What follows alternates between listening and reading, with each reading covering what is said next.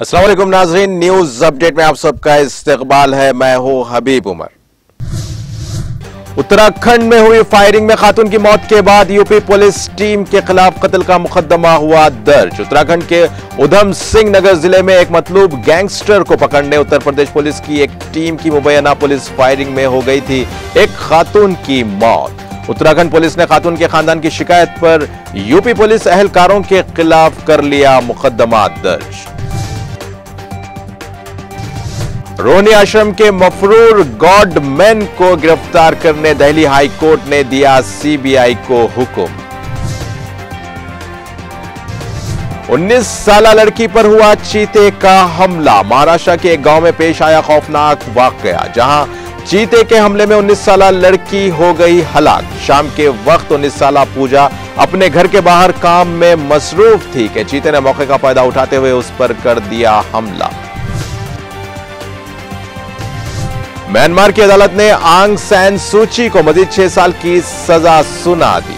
2 अलग अलग मुकदमात में 3-3 साल की सजा सुनाई गई। एक ताजिर से 5.5 लाख अमेरिकी डॉलर रिश्वत लेने का लगाया गया इल्जाम। इससे कबल भी सूची को दीगर जराइम पर जेल की सजाएं सुनाई गई हैं।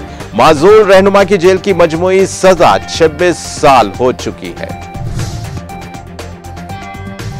मुजाहिरीन पर क्रैकडाउन। यूरोपीय यूनियन का ईरान पर पाबंदी लगाने का फैसला। यूरोपीय यूनियन के सफारतकारों का कहना है कि ईरानी सिक्योरिटी फोर्सेस की जानिब से क्रैकडाउन के खिलाफ ईरान पर पाबंदियों के लिए यूरोपीय यूनियन मुमालिक में हो गया है इत्तेफाक। यूरोपीय यूनियन में शामिल मुमालिक के वज़राए खारजा अगले पीर को ईरान पर कर देंगे पाबंदियां आयद।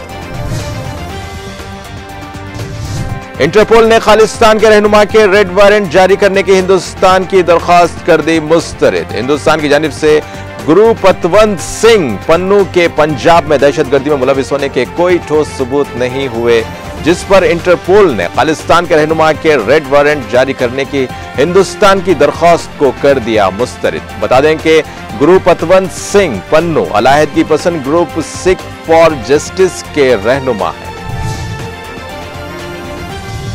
एक छोटे से गांव ने मोबाइल और टीवी की आदत से छुटकारा हासिल करने का निकाल लिया हल। महाराष्ट्र के जिले सांगली के वडगांव में रोजाना शाम 7 बजे एक सायरन की आवाज आती है, जो रिहायशियों को खबरदार करती है कि वो टीवी और मोबाइल फोन का इस्तेमाल बंद कर दें। जब विलेज काउंसिल की जानिब से दोबारा रात 8:30 बजे सायरन बजाया जाता है तो उसके बाद गांव वाले टीवी और मोबाइल इस्तेमाल कर सकते हैं। कुछ घंटों के लिए गांव वालों को टीवी और मोबाइल से दूर रखने का फैसला इसलिए किया गया है ताकि वो आपस में बातचीत कर सकें। जिनसी ज्यादती के बाद एबॉर्शन के लिए मजबूर करने के इल्जाम में तेलुगु फिल्म इंडस्ट्री के अदाकार बालापति प्रियांत राव को कर लिया गया गिरफ्तार। जुबली हिल्स पुलिस ने दिया बयान। जूनियर अदाकारा ने इन इल्जामात के तहत किया मुकदमा दर्ज। मनी लॉन्ड्रिंग केस सहाफी राना अयूब के खिलाफ इन्फोर्समेंट डायरेक्टरेट ने दाखिल कर दी चार्जशीट। महाराष्ट्र के गडचिरोली में 13 लोगों को अपना शिकार बनाने वाला हो गया खुद शिकार। महाराष्ट्र के गडचिरोली डिस्ट्रिक्ट के फॉरेस्ट डिपार्टमेंट ने शेर पर काबू पाने में कामयाबी कर ली हासिल। इस शेर को नागपुर के गोरेवाड़ा सेंटर मुंतकिल कर दिया गया।